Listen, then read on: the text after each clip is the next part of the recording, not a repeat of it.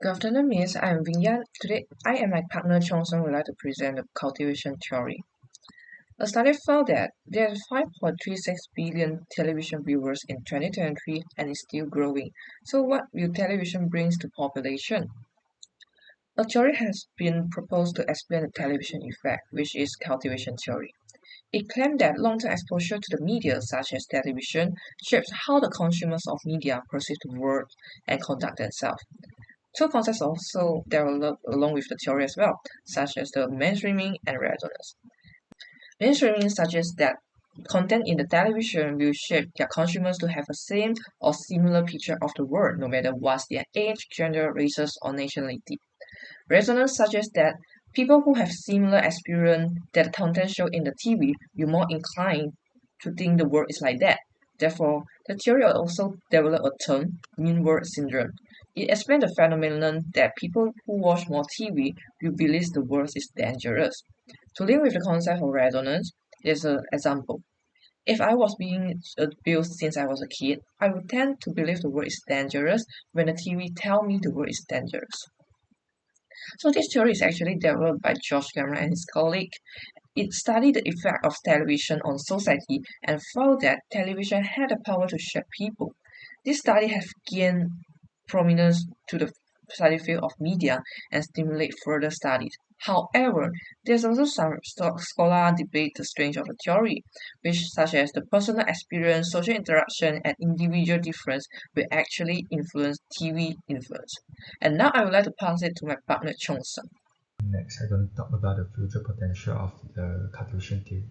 So initially developed during the era of conventional television, cultivation theory has evolved to encompass the effects of new media platforms such as streaming services, social media, and online content. To further advance the theory, it is important to investigate the impact of watching and personalized content algorithms on cultivation processes.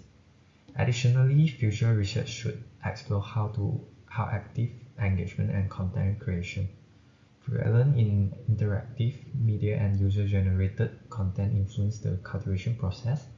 This includes examining the effects of virtual reality, augmented reality, and the active curation and sharing of content on social media platforms. And furthermore, it is imperative to consider the ethical implications of media cultivations in future advancements of the theory. Researchers should critically analyze how media bias, representation disparities, and media narrative influence marginalized or vulnerable populations.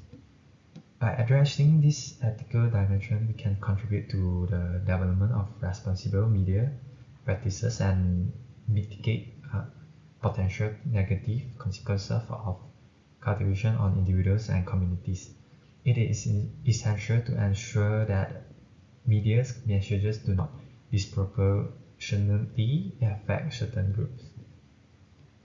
Cultivation theory has predominantly been studied in Western contexts. Expanding its applicability to diverse cultural settings is essential. Understanding how media consumption influences belief and value across various cultures will provide us a deeper understanding of the universality of theory.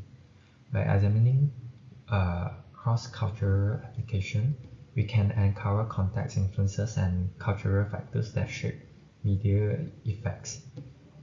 Additionally, exploring the ethical implication of media context through the lens of cultivation theory is vital for addressing representation disparities, challenging stereotypes, and promoting media responsibility. By analyzing the cultivation effects, researchers can contribute to the development of ethical guidelines for media practitioners and propose intervention to counteract negative cultivation effects.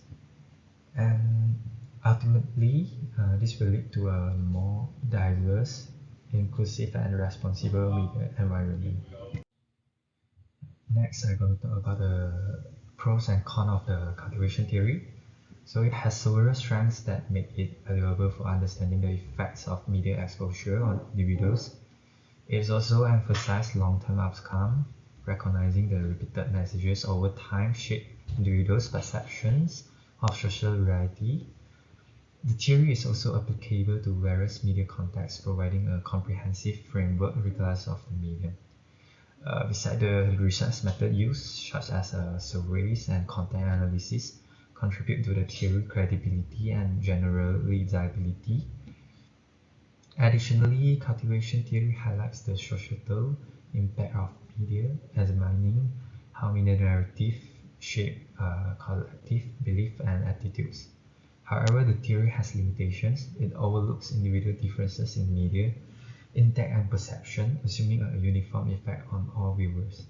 It also neglects viewers as active participants in understanding and negotiating media materials. It's failing to acknowledge their critical engagement and resistance to cultivation effects. Establishing a clear causal direction between media exposure and cultivation outcome is challenging due to the correlational nature of the theory and the presence of confounding variables.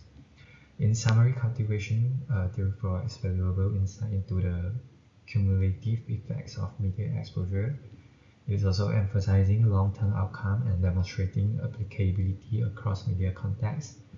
Its quantitative research method enhance credibility and its focus on societal impact is significant. However, limitations include neglecting individual differences, overlooking audience agency, and challenging in establishing causality. So, after analyzing cultivation theory, in my opinion, is that it provides valuable insight into long-term effects of media exposure on individuals' perceptions and belief. However, it has limitation in considering individuals' differences and active audience engagement. Nonetheless, its emphasis on cumulative impacts and its applicability to various media contexts make it a significant contribution to media studies. That's all of us. Thank you for your listening.